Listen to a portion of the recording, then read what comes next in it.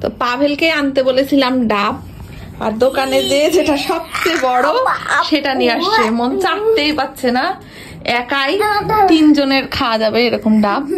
তো এখন আমার প্রায় ডাব খাওয়া লাগে, প্রায় বলতে প্রায় রেগুলার ডাব খাওয়া লাগে। তো আজকে মনও খাবে, সবাই খাবে, এই জন্য এত বড় ডাব নিয়ে এসছে। 20 কেজি এটা। ওরে বাবারি, মন ডাব খেতে মজা লাগে তোমার? ওটাতে ব্যায়াম করবো আমরা, তাই তো এই ডাবটা যখন কাটা হবে তখন আপনাকে দিতে না, এটা শোপিস, ব্যায়াম করবো তাই না। আর এই যে ডাব কাটাকাটি চলছে, পাভেল খান এখন ডাব কেটে দিচ্ছে। এই দেখো দেখো তো, ফুচ করে উঠবে কিন্তু না, শক্ত হয়ে গেছে নারকেলের মতো। আর মন দাঁড়ায় দাঁড়ায় দেখছে, হাতে 2টো পাইপ নিয়ে নিয়েছে তৈরি। আর গরম তো, আমাকে বললো ভাই আপনি হেসে ঠেকালেই এটা ফুটা হয়ে যাবে, দেখছো কি বদমাইশ। আরে অত দূর খুলো না, এই ভিডিওটা কালকে ওকে দেখে বললাম, আমি বলছিলাম সমস্যা নাই, চোখে হলে কিছু হয় না, আমি বলছিলাম যে পানি ছিটকে পড়বে, বলতে বলতে কিন্তু পানি ছিটকে পড়েছে। শাস্তি দেওয়ার কথা মনে করছিলাম। আনাড়ি পাভেলের কাজ, মানে আনাড়ি হাতের, আরো করো না, আনাড়ি হাতের কাজ। আমি কিন্তু ডাবারু বানিয়ে দিল চৈতে, আমাকে ডাবারু বানিয়ে দিল। হবে আর বললো না, পানি পড়বে না, অলরেডি পড়ে গেছে। হয়েছে হয়েছে, বেশি করো না, গোটা নোংরা করো না। তো এই তো ডাব খাওয়ার জন্য রেডি। বলো কি বলবো?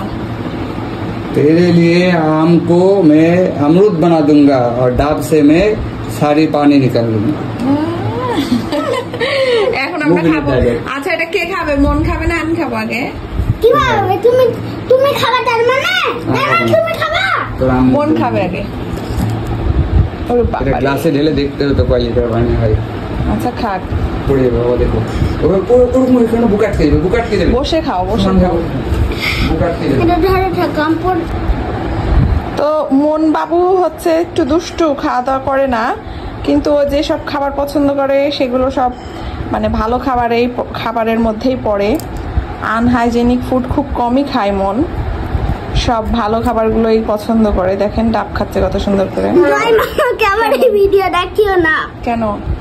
জয় মামা বলে আমি যাওয়ার পরে তাদেরকে খেতে আগে খেতে পারিসনি। তো জয় মামা, আজকে জয় মামাকে থাকতে বললাম, তো জয় মামা থাকেনি কেন? থাকলে তো জয় মামাও খেতে পারতো ডাব। কেমন ডাবটার স্বাদ কেমন বলো? ভালো ভালো।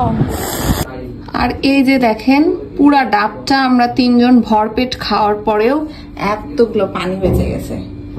তো মাশাআল্লাহ, ডাবে অনেক পানি ছিল আর অনেকগুলো পানি বেঁচে গেছে, আমাদের পেট কিন্তু ভরে গেছে। আর ডাবটার টেস্টও কিন্তু অনেক সুন্দর ছিল, খেয়ে অনেক তৃপ্তি পেয়েছি। তো এই যে আমরা এখন ডাব খাই, সবাই আল্লাহ হাফেজ। আর মন ড্রেস পরে নাই, কারণ ড্রেস পরে নাই বলতে গেঞ্জি পরে নাই, প্রচন্ড গরম, এসি ছাড়া, তারপরও কিন্তু গরমে অস্থির করছে, এই জন্য গেঞ্জি পরেনি। আসলে অতিরিক্ত গরম। তো সবাই ভালো থাকবেন, যে ভিডিও দেখো ছেলেরাও গেঞ্জি পরে, আল্লাহ হাফেজ।